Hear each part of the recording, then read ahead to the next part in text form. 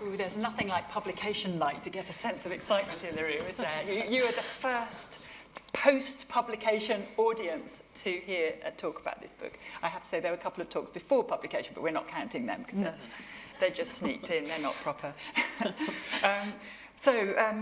My name is Claire Armistead. I'm an associate editor and writer on culture for The Guardian. Tonight I'm delighted to be speaking to the novelist Maggie O'Farrell. Her first novel, After You'd Gone, was published to critical acclaim in 2000 and won her a Betty Trask Award.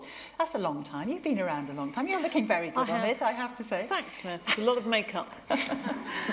In 2020, she won the Women's Prize for Fiction for her novel Hamnet, which I'm sure all of you will have read, which imagined the short life of Shakespeare's son Hamnet, on whom Hamlet was based. That's it, isn't it? I'm getting my tongue twisted already. She's also written the best-selling memoir, I Am.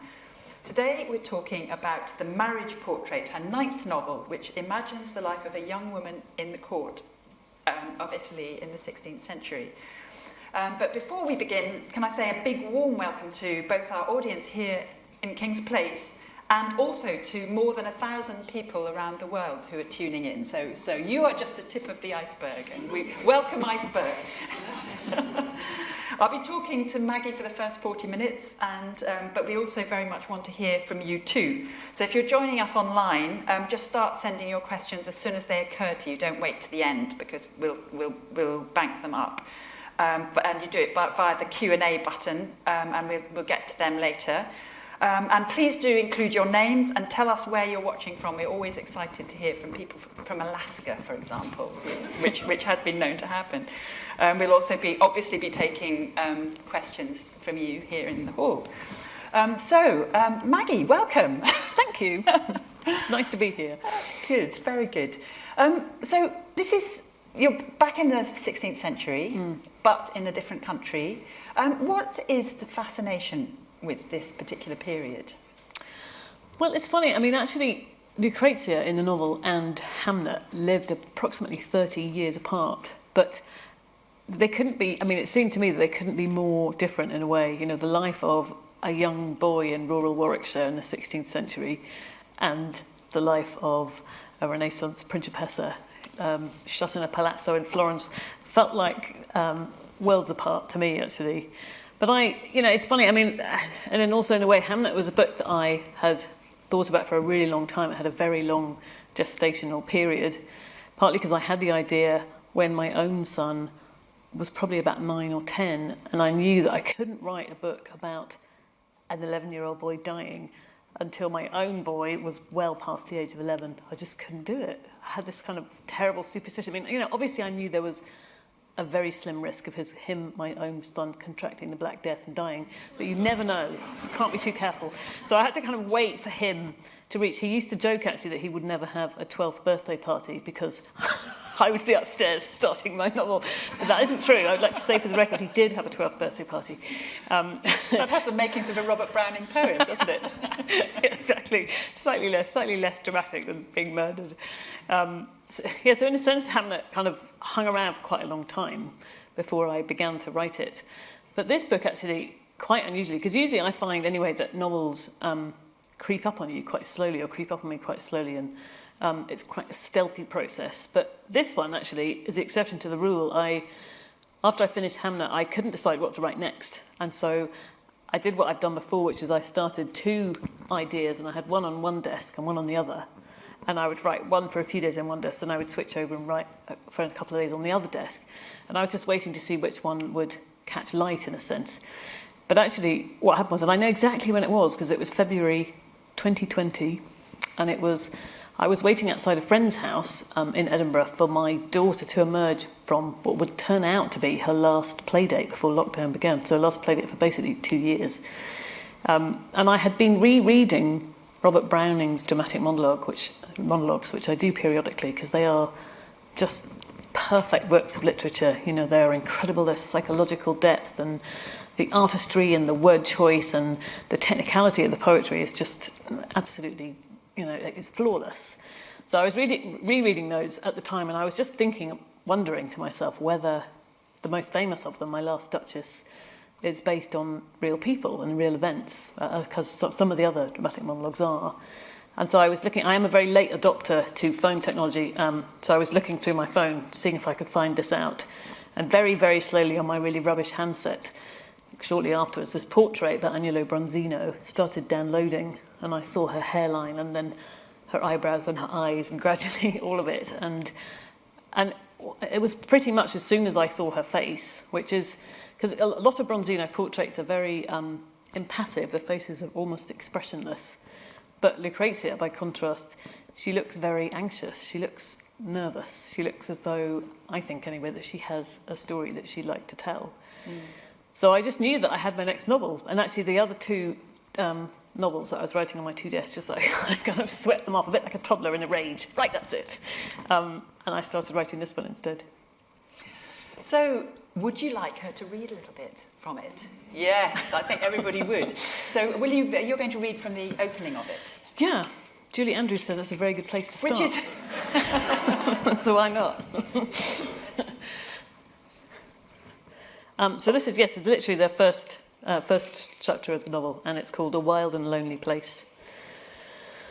Lucrezia is taking her seat at the long dining table, which is polished to a watery gleam and spread with dishes, inverted cups, a woven circlet of fur.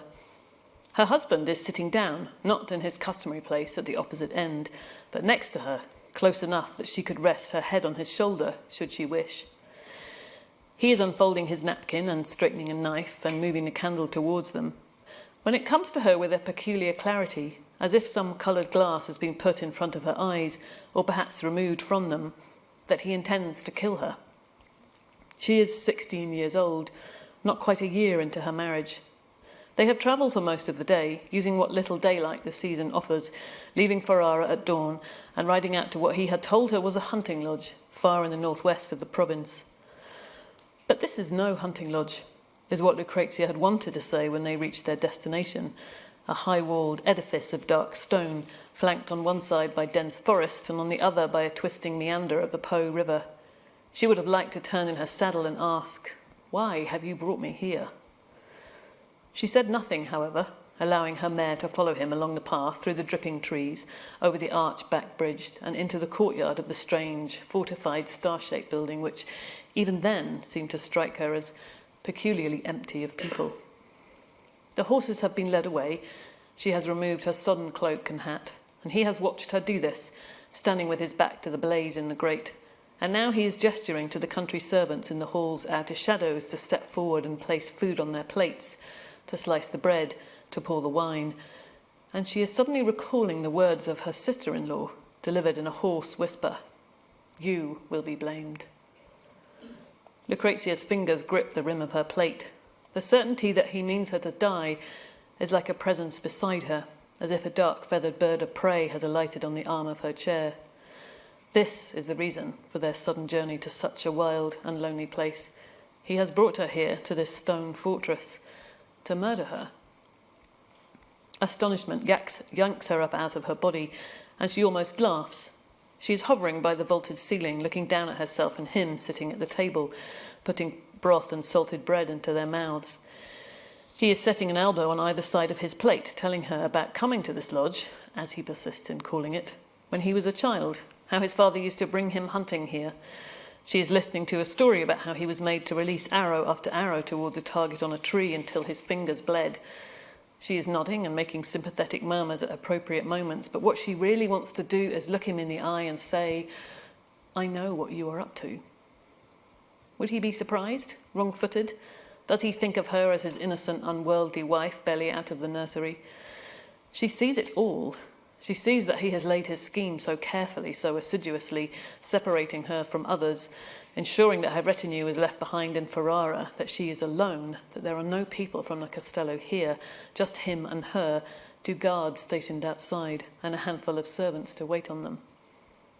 How will he do it? Part of her would like to ask him this. The knife in a dark corridor, his hands about her throat, her tumble from a horse made to look like an accident. She has no doubt that all of these would fall within his repertoire. It had better be done well, would be her advice to him, because her father is not someone who will take a lenient view of his daughter's murder. She sets down her cup. She lifts her chin. She turns her eyes onto her husband, Alfonso, Duke of Ferrara, and she wonders what will happen next. Thank you.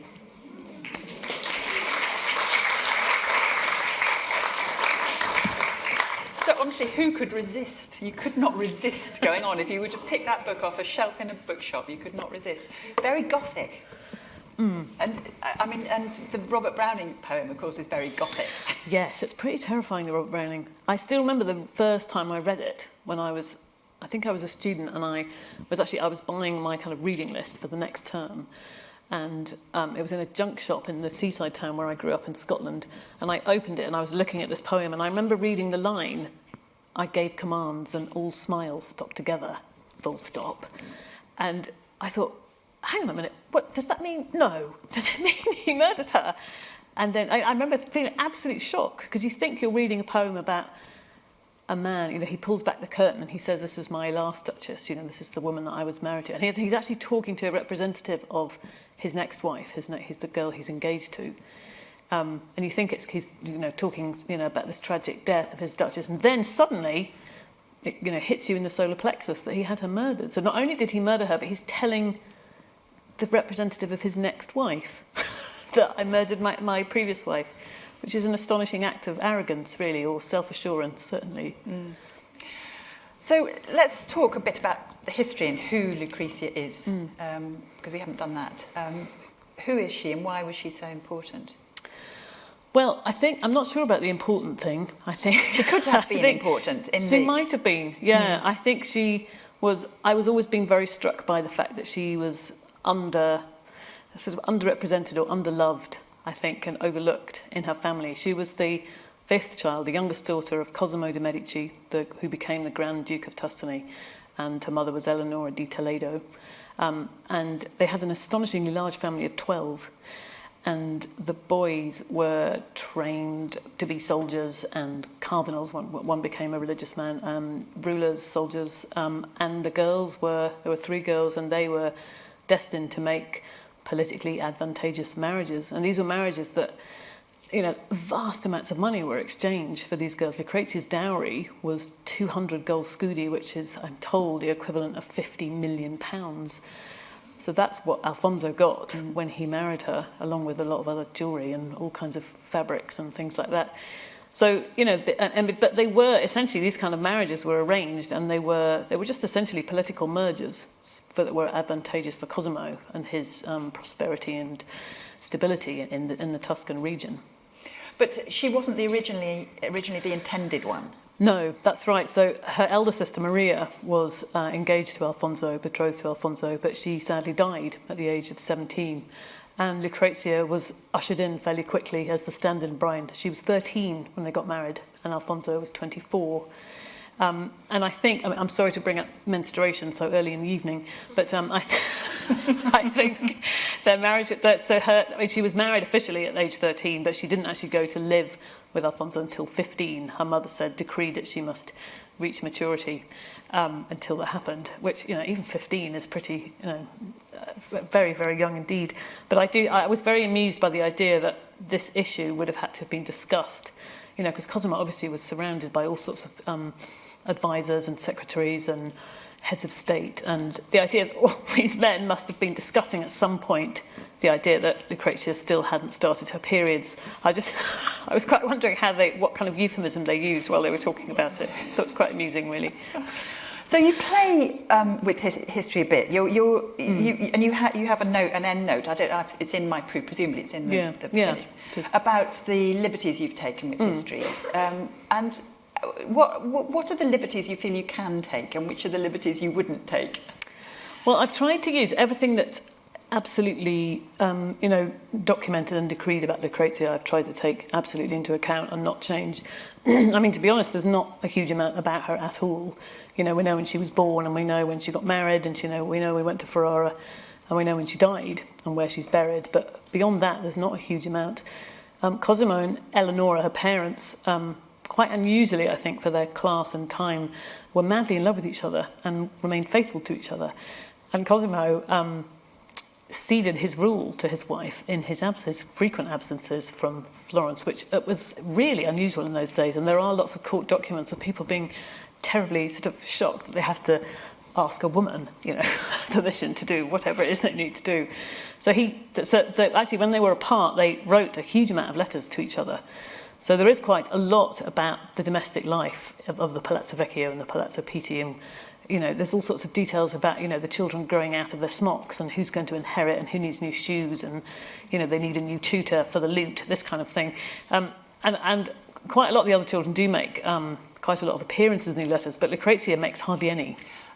So that thing about her being overlooked is actually on the or not on the record. It's not on the record. Yeah, exactly. Yeah. She's very absent from the letters. There's a one brief mention, I think, of her not paying attention in her lessons. She's daydreaming.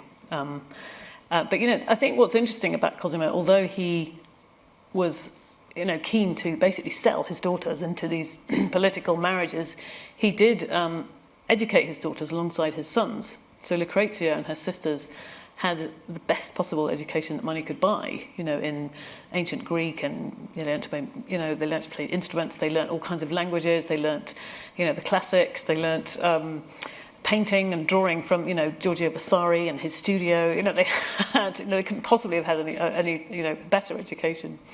Are there any clues about her having been an artist? No, I totally made that up. I was just thinking about the idea that she'd had this incredible education, and yet she had this very kind of narrow destiny laid out for her. And I just felt that there was, all that intelligence and education doesn't just disappear. Although she was destined to become the Duchess of Ferrara, and she was intended really to produce a dynasty for, that unified the House of the Medicis and the House of the D'Estes in Ferrara. Even though that was a very narrow destiny, all that, she would still need an outlet for all the education that she'd received up until that point. And I was also thinking about the Medicis and the fact that they had, basically as a kind of garden ornament, Michelangelo's David. And I don't mean a replica, I mean the actual statue. And on the walls of their palazzo were Botticelli's Primavera and the Birth of Venus. There were, if you look at the Palazzo Vecchio, I don't think there's an inch of wall or ceiling that hasn't been frescoed. So I was just wondering about the effect of being surrounded by all that. Basically eating your dinner while Botticelli's Venus looks down upon you. And I was just imagining, so that's where Lucrezia as an artist came from. But I think the only really real liberties I took with the actual facts that I could find were, I did change the names of Alfonso's sisters, because there are so many Lucrezias in Renaissance Florence and Ferrara that I thought it was too confusing. She was also called Lucrezia, so I changed her name. And there was another one called Maria, who's the same name as Lucrezia. And there was one event that happened a bit later after Lucrezia had died in Ferrara, which I brought forward to happen in her time. What about the tiger? The tiger. Well, the tiger is... Alfonso did have an exotic menagerie in the basement of the Palazzo Vecchio. There is evidence that Eleonora really hated it. His wife really hated it because it smelt. And you can imagine, actually, in a very hot Tuscan summer, if there are lots of wild animals in the basement, there would be a bit of an odour wafting up to the windows. So that's true. That is true that he did have exotic animals. I think any kind of self-respecting duke in 16th century just needed a menagerie. Henry VIII had one in the Tower of London. Yeah, in fact, the fight in my novel between the tiger and the two lions is based on an event that happened in the Tower of London. I borrowed that, so I did shift. That's a kind of historical shifting. I transplanted the Tower of London lions to Florence. So now, her husband. Yes. You could take the line that he's been very much maligned. He's a poor, impotent man, basically, isn't he? I'm not sure about impotent. I think... he had two subsequent wives, and he never had children by any of them. But we could say impotent or infertile, and I think that they're important. Sorry, I mean infertile. Sorry, yes, of course, I mean... I don't know. Infertile. I don't mean impotent. Maybe there's something I don't certainly know, Claire. Not impotent in your novel. No, certainly not. No, certainly not. And impotent in dynasty making. Yes, that's true. Yeah, he's very... it's funny, when I started writing the book, I because there are some historians that say that Lucrezia was poisoned by Alfonso, her husband, and there are others who say she died of natural causes. So it's no one ever really knows, and I don't think you ever really can know, unless, I don't know, we could dig up her bones from Ferrara and find out. I've no idea. And so when I started writing it, when I originally conceived the book, I wanted to be quite even-handed with him, because I thought, maybe he did it, but maybe he didn't, and I didn't want to be come down too much on one side or the other. But then, the incident that I mentioned that I moved forward, I discovered that when Alfonso discovered that his sister was having an affair with the head of the guardsmen in the Castello in Ferrara, he treated this very ruthlessly. Obviously he considered it to be a great dishonour to the dignity of his dynasty and his family. And so he sentenced the man, the head of the guardsmen, to be strangled, and he forced his sister to watch. And this was something that's documented, and he was very proud of it, because obviously Alfonso had just become duke. His father had just died when he married Lucrezia, and it was the court was quite divided at this point, the Ferrara court, and it was obviously very important to him to flex his muscles and to show people in his court and people in his province, and also potential enemies outside the province, that he was more than capable of the job. So I think he had a hard time. And he also had to produce an heir, because his mother had been exiled off to France, and she had taken one of Alfonso's sisters with her. And so it was not entirely unlikely that his duchy could fall into the hands of the French if he didn't produce a son pretty quickly. So, but certainly the act, what he did to his sister and his sister's lover was so horrifying, and actually the sort of, it's the act of a psychopath, isn't it? And to torture your sister in such a way and to do that to somebody. So when I read that, I thought, I had this kind of horrified realisation that actually this was the kind of man that we're dealing with. And I think a man who does that is probably more than capable of murdering his wife. It's still ambiguous, nobody knows, but what I do know is that when Lucrezia became ill towards the end of her life, her father sent the court physician from Florence very quickly to Ferrara, because he was very worried about her, and the physician arrived too late. And I know that all I can say is that I don't know if it's true or not, whether he murdered her. Perhaps she died, like her sister, of pulmonary tuberculosis. But I know that relations between Florence and Ferrara after that very deteriorated very fast, because obviously they'd been pretty amicable. He'd married the Medici daughter, but after that things became very fraught between them. And there is documentary evidence that Alfonso installed a spy in the Florentine court who was reporting back to him fairly regularly. So clearly Alfonso was anxious about how the Florence court was viewing him afterwards, and I don't know what that means. So you also mention in this afterword that there were other murders of wives in the court. Yes, so Lucrezia... Uxoricide was going on. Uxoricide was going on a lot, unfortunately, I'm sorry to say. Lucrezia's sole surviving sister, Isabella, who's actually probably the most famous of all those siblings, because she was So actually, after Lucrezia died, 2 years after she died, both her mother Eleonora and two of her brothers died within a fortnight of each other of malaria, which obviously was an enormous blow to Cosimo, who adored his wife. And Isabella, who was married to somebody who lived in Paolo Giordano, and he lived in Rome. He was a very wealthy man. But she stayed in Florence. And she, after her mother died, she sort of almost became the first lady of Florence in a sense.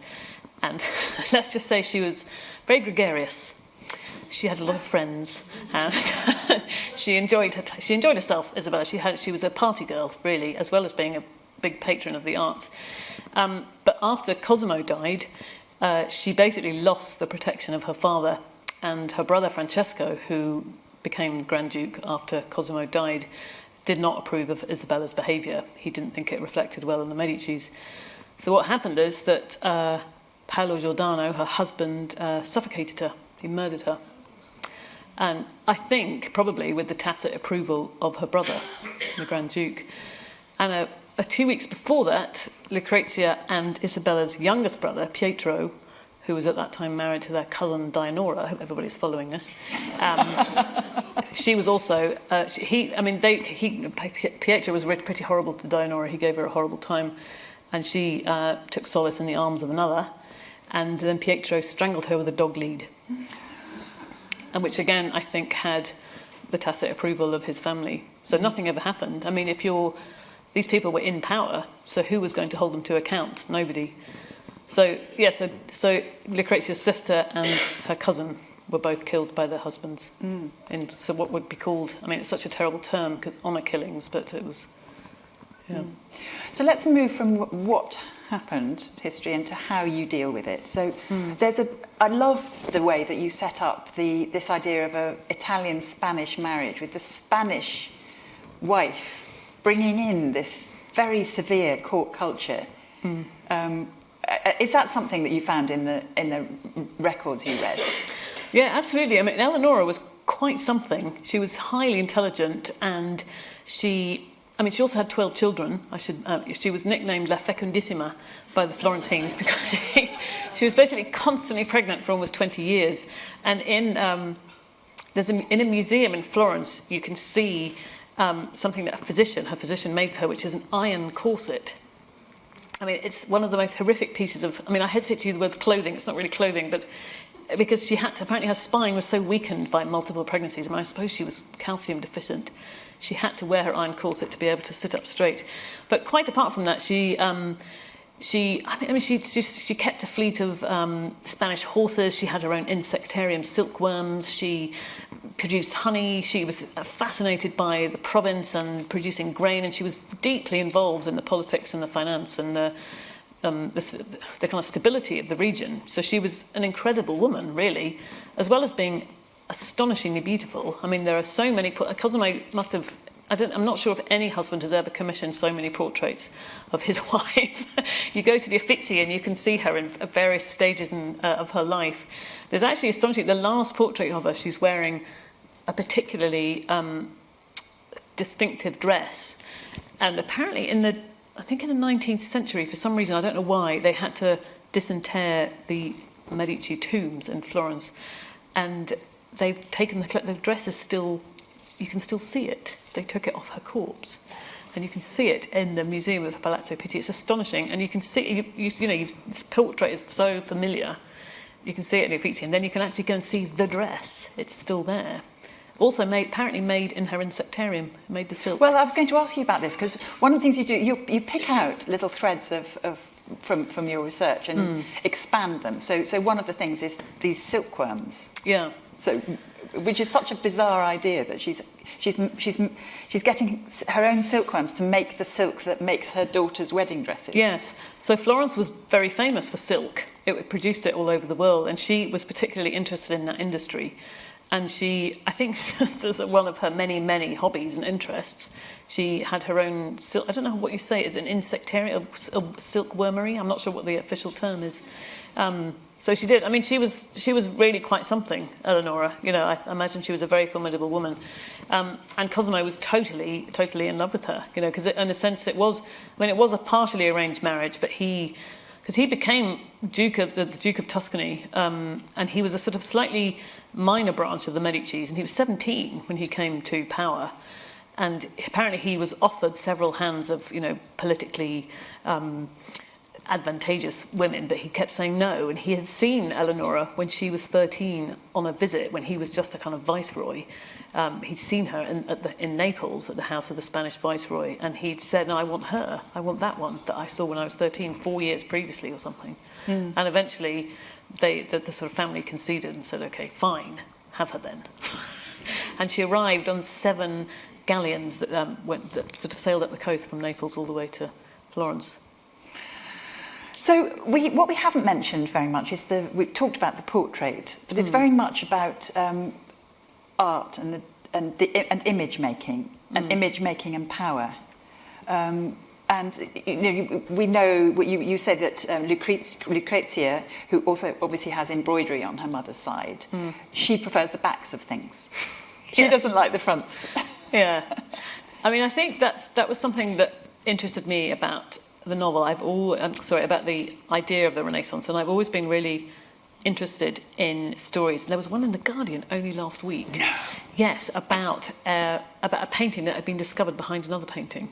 So last week in The Guardian it said that Wyndham Lewis, one of Wyndham Lewis's famous paintings, some art students, I think, x-rayed it, and underneath they've discovered this lost Vorticist classic by, I think it's Helen Saunders, her name was, that Wyndham Lewis, presumably in a fit of pique, had painted over. I have to say, Wyndham Lewis doesn't come out well in this story, does he? And I was so excited about that because I've always been intrigued by the idea that, I mean, obviously, I think a lot of artists did paint, you know, they did, especially in the Renaissance, they did paint what's called the imprimatura, which is the first layer, and it's usually kind of light and shade, and it will sort of, it's the kind of background for the composition eventually. But there are so many stories of paintings underneath other paintings, partly I think because artists ran out of money, you know, had to paint over these canvases or boards or whatever. And so that idea was something that became quite an important motif in the book for me, like you say. And I think it's always that side of history which has always really interested me. It's the wrong side of history, the people who are not necessarily featured in the history books. I suppose that goes back to why I was interested in Hamnet. You know, I've always felt that he, you know, this young boy wasn't well known enough, that no one had ever really given him his due.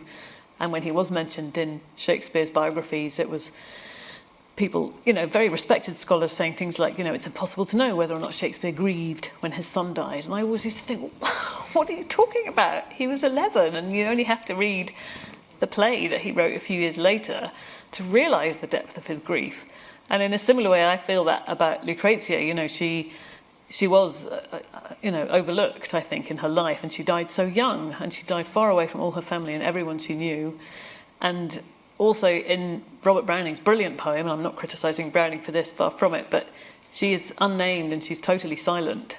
And, you know, I just had the urge when I saw her portrait to pull back Browning's curtain and say, well, you know, let's, you know, I want to imagine what it is you might tell us, if you could. So it's about what is seen and what isn't seen. Yeah. The whole plot is driven by the idea of what is seen actually, isn't it? Yeah. Which we won't give away because we're not going to spoil it for everybody who hasn't read it yet, about what is seen and what isn't seen. And the construction of a public image which doesn't necessarily have anything to do with the person who's painted. Yes, I mean, I should confess actually that when I started writing this book, I knew literally nothing about art history. I'm very, very far from an expert, but I've always been fascinated by it, and particularly portraiture. And, you know, just the idea that the people who commission these portraits of themselves or of their families or wives or children, it is a very, very carefully constructed image of themselves. You know, I mean, presumably they're discussing it with the artist, but they have all these different objects and they put on their best clothes and all, you know, as much jewellery as they can possibly wear. There's not a spare limb or finger without some kind of adornment. And yet I always wonder about the relationship between them and the artists. And I had no idea until I started looking into it that actually the artist isn't just one person, that these, you know, these famous artists whose names are on, you know, these placards in the Uffizi had a studio of maybe 10 different people, and they had an apprentice who was very skilled in landscape, and they had an apprentice who was an expert in the folds of cloth. And, you know, actually people think that Bronzino maybe only painted the face and the hands, who knows? But, you know, it's a fascinating idea that it was a collaborative effort, and all these people, I mean, they were often really poor as well, but they were being commissioned by these incredibly rich people. And I'm fascinated by the idea that artists could have been putting in secret messages into these portraits. Well, because we know they're full of messages. The question is who knew about the messages and who can read them, who can pass them. Read them. Yeah, who understands that language. Yeah. Just to become a bit nerdy at this point. Bring it on. Philip Pullman had a rant on Twitter the other day about the use of the present tense. And your last two novels have both been in this sort of close-up present tense. Would you have dinner with Philip Pullman? I'd be thrilled to have dinner with Philip Pullman, actually.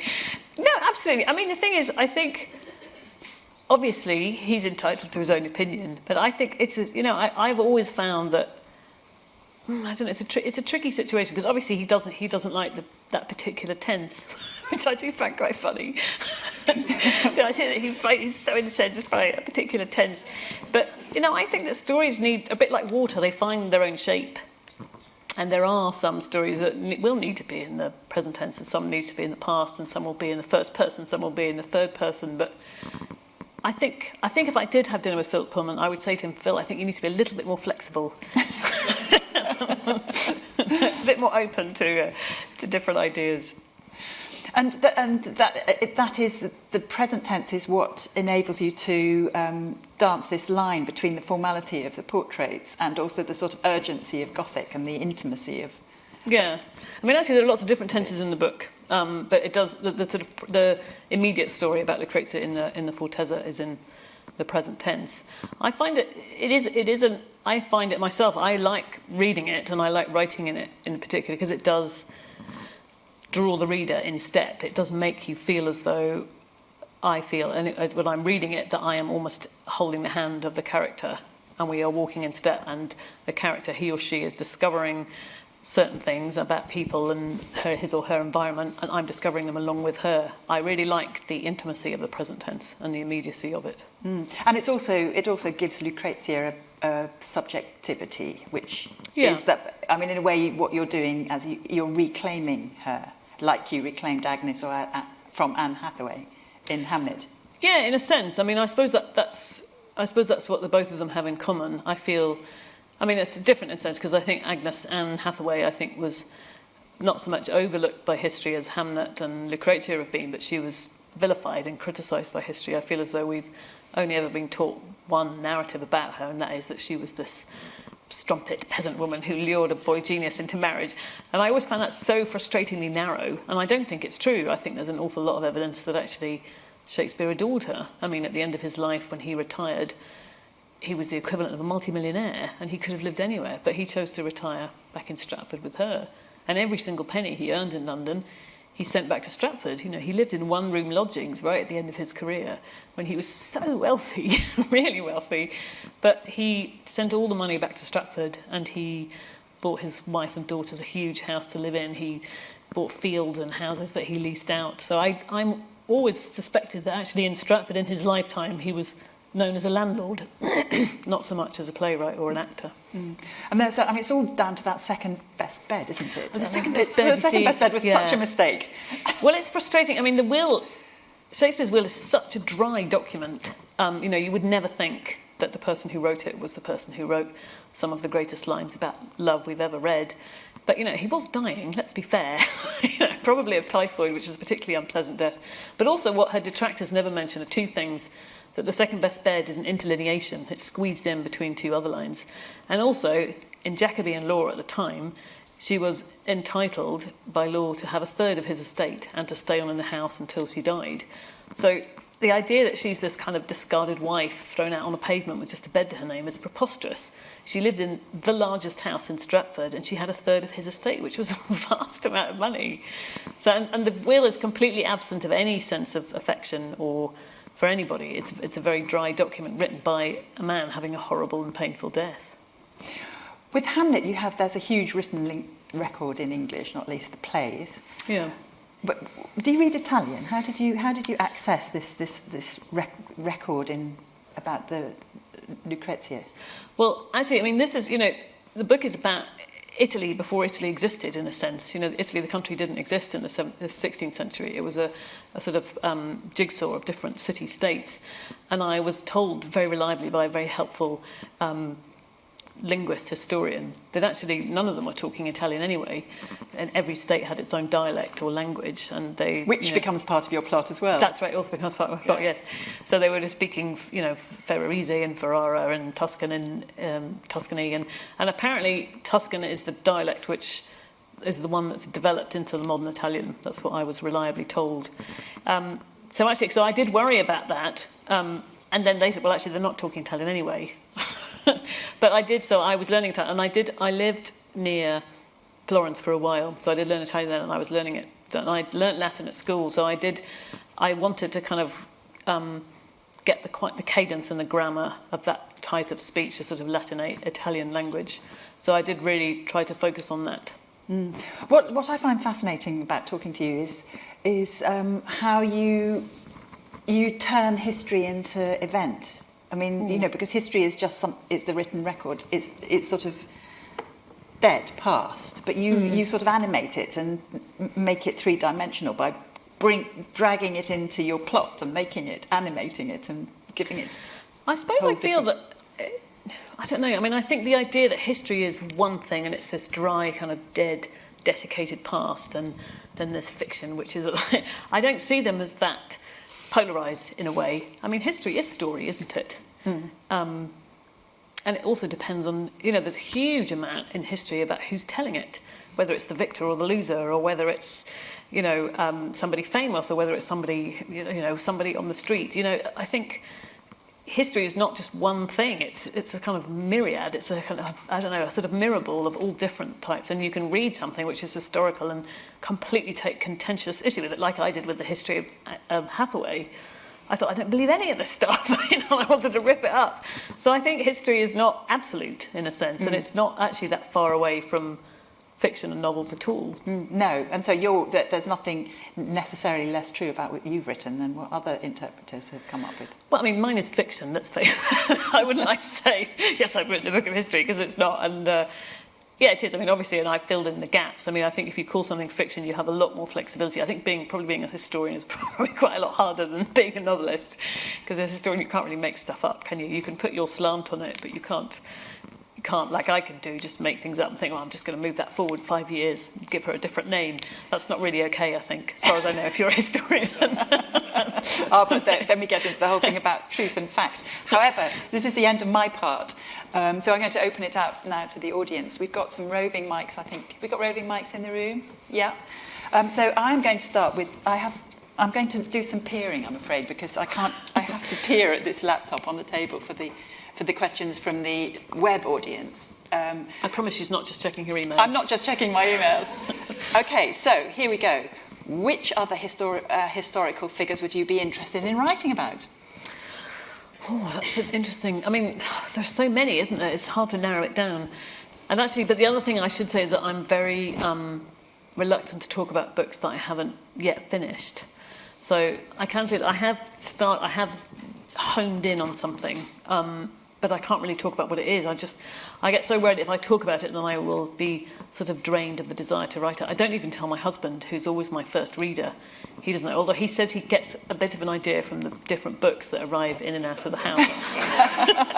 But I was writing something the other day. I have a writing studio in the garden, and I was actually sitting there writing, and I suddenly noticed that my middle daughter was peering in at the window, very beady-eyed, and then she took out her phone and she was clearly writing a text, and I thought she's just texting her friend. But then something appeared on my phone and it said, "I know you've started." It's so funny. She said, "I won't tell anyone." Great. Have you got any from the audience? Is there somebody? Yes, right by the gangway. Hi. Hello. It's also about historical element of fiction. So before you wrote I Am, your novels are being kind of contemporary or historical in the 20th century. Yeah. Was it a conscious decision to move to further back historical fiction with Hamnet and then Marriage Portrait? Or did it just kind of happen because you were inspired? And also, can I ask if the two novels that you were writing that you discarded, were they also historical? Gosh, that's a lot of questions. I mean, I would say it was, I've always felt in a sense that it's not really me who chooses the books. The books tend to choose me in an odd way. That might sound a bit strange, but I've always felt it wasn't a conscious thing. And I think I deliberately avoided, when I finally sat down to write Hamnet, I wanted to deliberately avoid the idea that I was writing a historical capital H novel capital N. I just wanted to treat it as I would any other novel, really, because actually I had quite a lot of vertigo about writing that book. Not only was it set in the 16th century, but also it was about Shakespeare, which, when I stopped to think about it, seemed insane. So I did quite a lot of... I'm not thinking about it, I'm just writing a novel. Just any novel, doesn't matter. So no, it wasn't really conscious in a way, but I've always felt that... I've always felt that the best novel I can possibly write, or anyone can possibly write, is the one that won't shut up in a way, the one that's tugging most insistently at your sleeve. And in a way, you have to be ready to swerve towards that, I think, because I never really I mean, I never ever thought I would write a memoir. You know, I thought it was literally the last thing I would want to do. But in a sense, I had to listen to it because that's what kept coming out, you know. And I thought actually at that point I was going to write Hamnet, but actually it didn't happen. I ended up writing that instead. But I've always feel it's good to trust that instinct, to listen to whatever it is that's demanding your attention. I can't remember your second question now. So the second question was about the two novels that you discarded. I don't know. I mean, it's funny.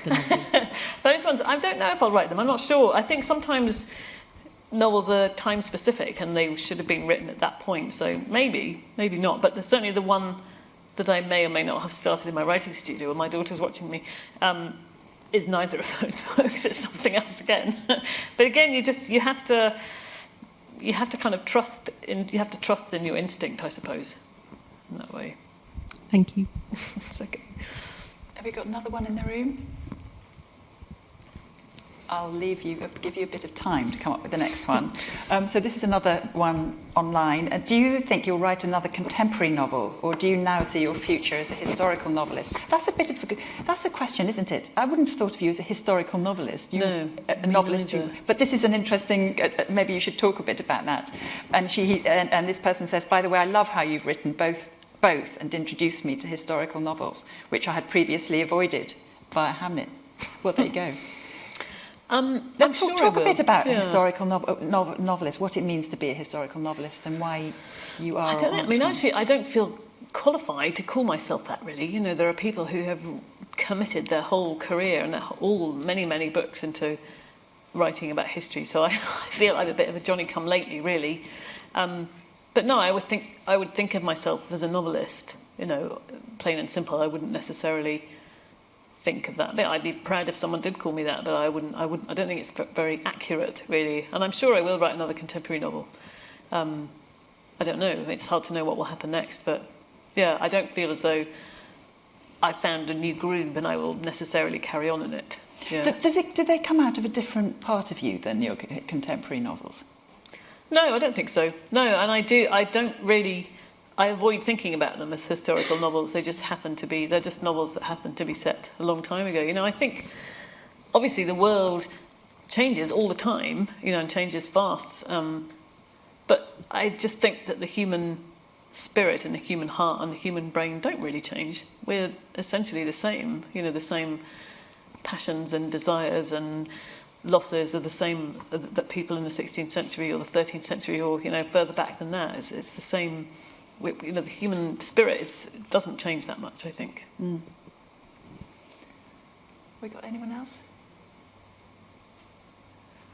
You're very quiet this evening. Yes, in the second row. Can you just wait a second for the mic, which is just hovering by you as it happens? You've shown a real sort of liveliness and interest around the research you've done when, you know, talking about the apprentices in the studio and so on. Are there any other particularly fascinating rabbit warrens and things that you've gone down to find out?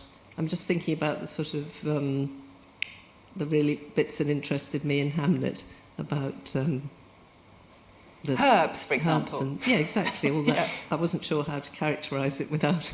Okay, but anyway, the bits of research that you've really enjoyed. Yes, there's one thing I really enjoyed. I mean, actually, just to say that the writing of this book is completely bookended by the pandemic. So I was writing it, you know, I wrote it in lockdown, pretty much in and out. And I don't think it's a huge coincidence that I've written a book about constraint and lack of choice and a family of children who are confined to a palazzo for their own safety. But also, one of the things I did in lockdown, I should say actually that I got in touch with some art historians, one in the University of Edinburgh and one in the University of St Andrews, and to see if they would help me out. And I was amazed by their generosity and their time, and they were so thrilled to be able to share their research and experience. It was incredible. It was an amazing experience. And there was one in particular, Jill Burke, she's mentioned in the bibliography, that I met her on the meadows, and we would walk around the meadows in Edinburgh discussing art, and she'd tell me all these things. And so one of the things I did was I ordered online raw pigment, and I wanted to experiment. I wanted to know how they actually put the paint together. And so I did whisk up egg white and ground pigment, cochineal and lapis lazuli to make And when I started writing this book, I pronounced it as tempura paint. And Jill Burke very nicely said, actually, that's deep-fried Japanese vegetables. So I had to learn to say tempura paint. And then I got in linseed oil and I mixed it in. I couldn't find an oyster shell, unfortunately, so I had to use something else. I can't remember what it was, a scallop shell. So I wanted to actually, I kind of feel there's so much research you can do from books and libraries, which is, and I would never criticise books at all, but there's so much you can learn. But actually, there's an awful lot you need to learn by getting your hands dirty. There's only the only way you can, inhabit the experience of somebody grinding up pigment and mixing it in linseed oil to make very early oil paint is actually to do it yourself. I made a massive mess. It's really messy doing it. Yeah, and also I am terrible. I'm terrible at art. I mean, if my life or the life of my children depended upon it, I could not save them by drawing. I don't know under what circumstances I would be required to do this, but you never know.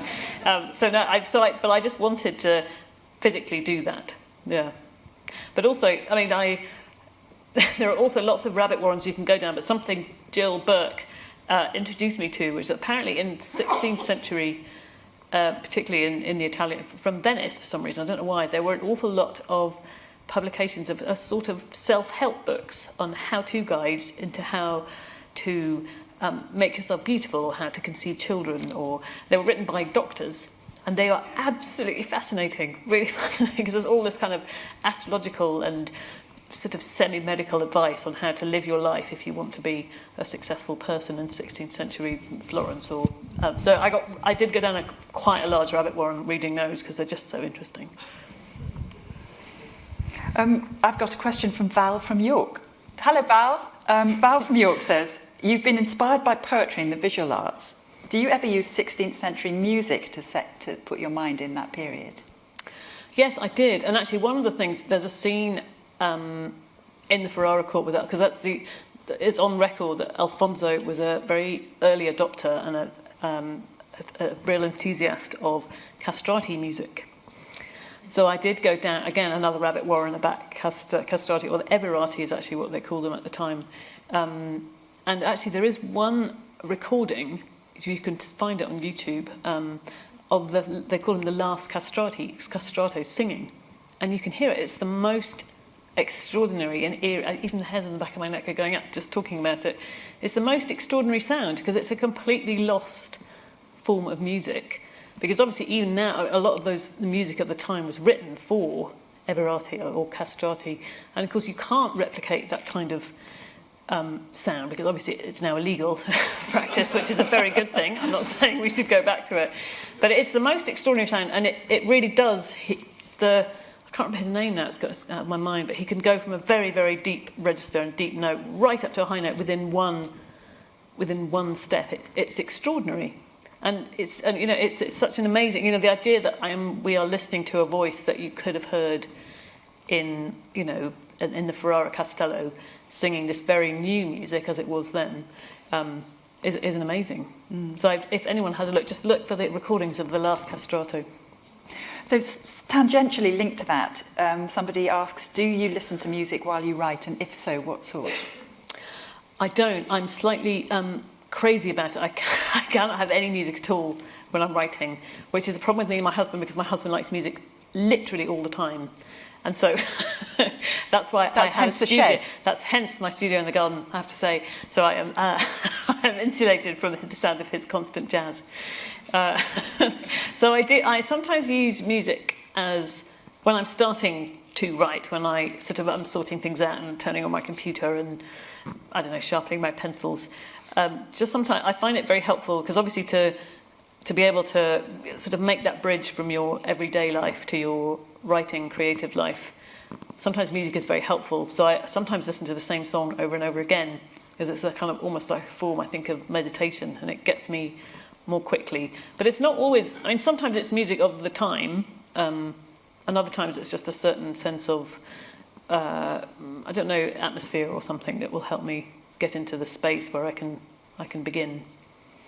Do we have anyone more? Yes, third row back. Oh, thank you. You talk very enthusiastically about the research and the people that you've benefited from their research. You obviously enjoy looking into the backgrounds for your novels. Do you find that links you into your next idea? Do you find that the research you do for a novel that you're working on will link you to an idea for the next one? Sometimes. I mean, I always think that not any novel that you write is in somehow related or a reaction to its predecessor, certainly. And I think, I always try, in a way, in a kind of technical sense, I try to teach myself or learn about something new with every book. And, actually writing the novel is a sort of learning curve in its sense. And then sometimes when you finish it, you want to put what you've learned into practice in a way. I remember consciously when I was writing a book called Instructions for a Heatwave, I remember really wanting to learn about how to use polyphony, to how to, within one scene, be able to move within 5 different characters' heads, and you slip in and out, almost sometimes even within the same paragraph. So I remember consciously going to other people's books and thinking, well, how did he do it? How did she do it? How does it work out? And it's almost a bit like being a mechanic and seeing, an engine that you admire, and you lift up the bonnet and you have a look inside to see how it works. So in a sense, I think I always try to learn something new with every book, whether it's about research or whether it's about a kind of technical aspect of writing. And then there is the urge, I think, to put what you've learnt into practice, certainly. Thank you. Now, Imelda from the Netherlands, hello Imelda, asked, how long does it take you to write the first draft of a novel, and has that changed over your career? Are you a redrafter? Or? Oh yes, very much so, very much so. A few years ago, pre-pandemic, I was teaching some teenagers about creative writing. I took a kind of workshop, and I made the mistake of opening the workshop by saying, guess how many drafts I write of my novel, because I wanted to kind of say to them, it doesn't matter, we're just going to have some fun, you don't have to worry about your handwriting and spelling. And they all said, no, I don't know. And I said, 45. And I thought that would really inspire them, but they all just went, that's horrible. And actually I thought, okay, I'm never going to say that again at the beginning of the workshop, because it put them all off. So no, absolutely, I love redrafting. And that's it. So I think, I don't know, it's tricky with the first draft. I really like the first draft. There's something very special and magical about it, because it's just for you. You know that nobody else is going to see it. And in a sense, in some ways it's terrifying, because it is like walking into a blizzard. All you've got in front of you is just white paper, and you don't know what's out there. There could be enemies, there could be friends, there could be ravines. You don't know. You're just kind of pressing forward. But also, in a sense, it's just for you, and you are in this kind of unself-conscious bubble, and you're just, playing around. You're just finding out what it is you want to say and who these people are. And I'd look at my first draft as raw material, in a sense. I know it's nowhere near finished, and I know it's going to be, I look at it, I suppose, as a sculptor might look at a ball of clay or a block of marble. You know that your book is in there somewhere, but there's an awful lot of work ahead of you to find it. So where is the pleasure for you? Is it in the editing or the writing? Writers do tend to make that distinction. Both. I really like both, actually. And I think, in a sense, for me anyway, the writing and the editing comes in a kind of wave pattern. You have this kind of burst of optimism, and you write, and then you have this kind of crash of confidence where you just think, this is awful, it's rubbish, I'm never going to finish it, everyone's going to laugh at me. But in a sense, you need both, because you need to get the words down on paper, and then you need to really be quite vicious with yourself and edit it and say, but that's rubbish, and you chuck out, 7,000 words in one day. But then you think, actually, there is this 500 words here, maybe there's something in that, and then you have another burst of optimism, and then which will be followed by a crash. But in a sense, you need both, because you need to get the words down on paper, and then you need to really slash and burn what you've got and hopefully find the nuggets of gold in it. Have any of those words that you've discarded from one novel ever found their way into another? That's a good question. No, I don't think so. I can say that I really assiduously save every single one, but I don't think I've ever looked at any of them ever again. When I was starting out my early 20s, I really wanted to be a poet, and can I just say it's not a great loss at all that I never did become a poet. And I used to go to evening classes with the Irish-American poet Michael Donaghy. And he always used to say to us that you have to remember, and I think it applies to novels as well, that when you're writing a poem, there's going to be an awful lot of scaffolding that you need.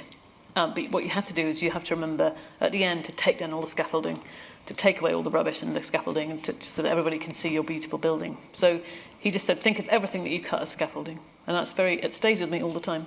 So you think of it as scaffolding, we think of it as a beautiful building. And I'm afraid that's where we've got to end because we've run out of time. Massive thank you to Maggie and to everyone who's joined online and in the hall. If you haven't got your copy yet, Maggie will be signing outside. Thanks all of you for joining us. That's all I have to say, I think. So join me in a round of applause.